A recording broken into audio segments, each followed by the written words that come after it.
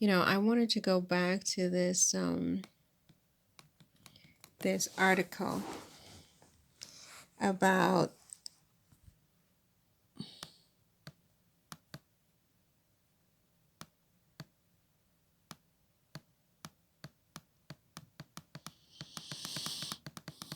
hmm, yeah, okay.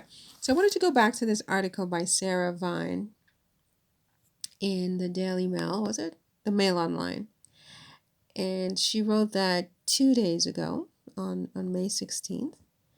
And basically, it's quite a long title. Wasn't the coronation about Charles and Camilla? All we've seen are William and Kate wafting through Kensington Palace in Hollywood style videos. All, dare I say it, a bit manipulative.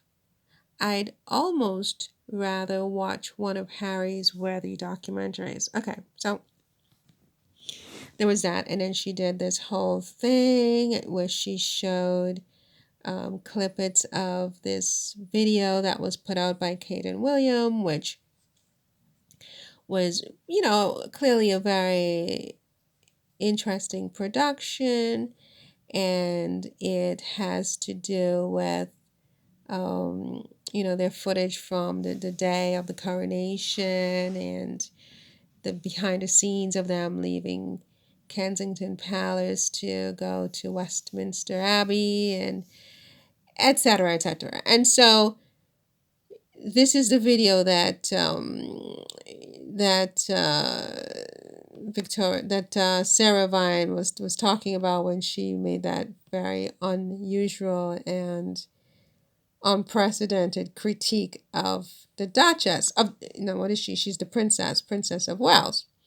She's no longer a duchess, she's a princess. Or maybe she is a duchess, but she's now also a princess. And perhaps princess is a higher title. But what I wanted to talk about, because I don't think I really touched on it too much, is this last statement of Sarah Vine when she says that Kate is truly a 24/7 megastar princess. Um, that sounds like sarcasm to me, right? That sounds like sarcasm, especially given everything else she said in the article. And,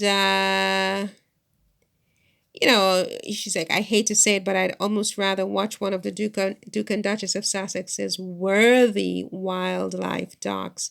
But maybe I'm wrong. Maybe this is exactly what everyone wants to see, the Princess of Wales up close in slow motion from as many different angles as possible. I mean, so there you go with the 24/7 megastar princess. I mean, this is not a compliment, right? Am I wrong? She said, shortly after the video's release, we were treated to another film of Kate playing a grand piano in a bright blue off-the-shoulder gown with last year's Ukrainian victors of Eurovision. I mean, this doesn't sound like a big compliment. I'm just saying. I'm just saying. So I wondered whether Kate's handlers are really sure that they want to have this megastar 24/7 megastar princess, because to me anything that's 24/7 is going to eventually burn out. Even a light bulb can't be on 24/7 without eventually burning out. I mean, nothing can go for 24/7 without there being some serious consequences.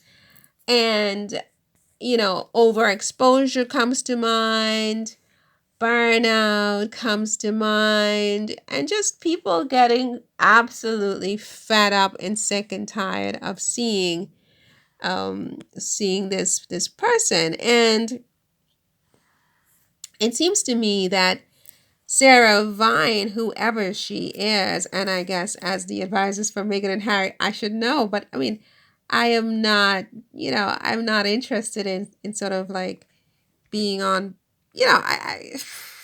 I don't listen to a lot of these people, and I don't click on a lot of their videos because I don't want to be subsumed and submerged in all of this bile and toxicity and have that be, my diet of toxicity day in and day out, 24 hours a day, 7 days a week.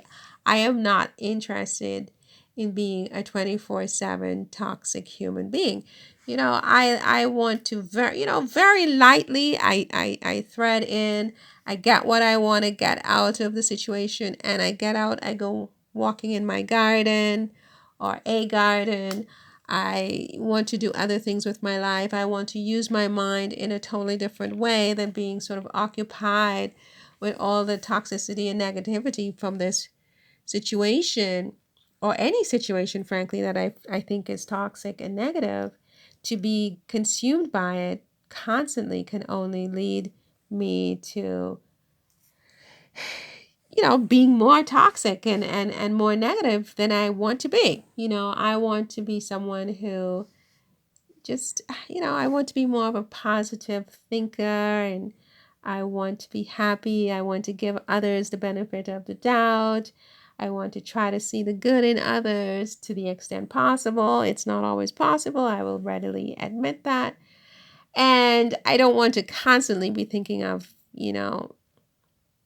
negativity. And I think with a lot of the media in Britain and elsewhere, but especially in Britain as it relates to Meghan, Duchess of Sussex, and her husband, Harry, Duke of Sussex, I find that it's very, very toxic. And if I listen to that every single day and really listen to these people, I will become unwell, honestly.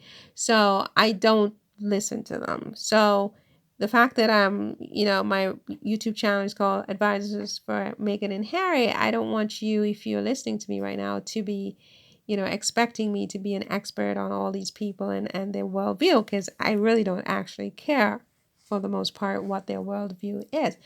Now, that all being said, this when Sarah Vine, I happened to stumble upon this particular article, and I thought it was interesting because I heard along the grapevine that she's typically a journalist who's not very positive towards Meghan and Harry, to say the least, and usually overly praiseworthy of Princess Kate and Prince William.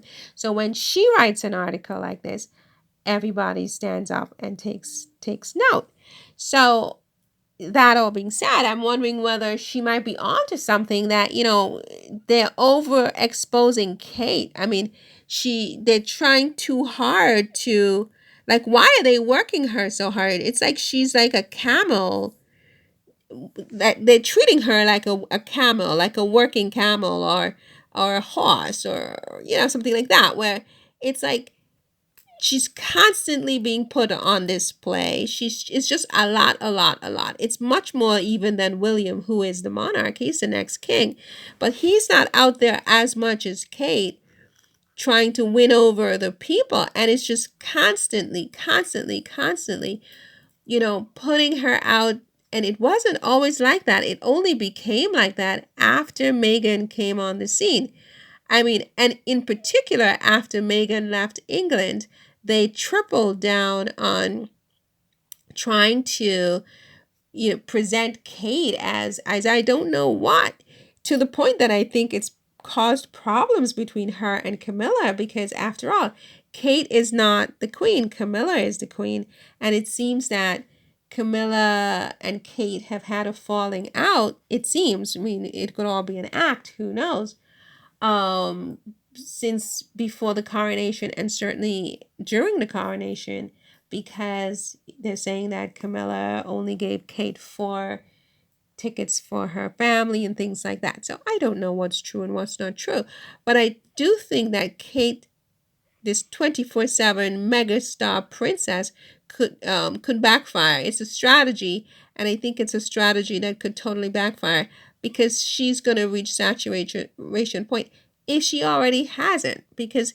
I mean, it's a lot, I mean, it's just a lot of different things, and every day the outfits, and nice outfits, but I think that it's too much. I think they need to think about that. It may be too much. Like with Megan, when she disappeared for a little bit and then came back, it's like you want it's like, wow, she's back. Let's see, what is she doing? What is she wearing? You know, you need to go away a little bit so that people can miss you. I think. And with Kate, they're just giving us more and more of this Kate diet, and people are just like, just please stop. You know what I mean? I don't know. Maybe it's just me. What do you think? What are your thoughts about this?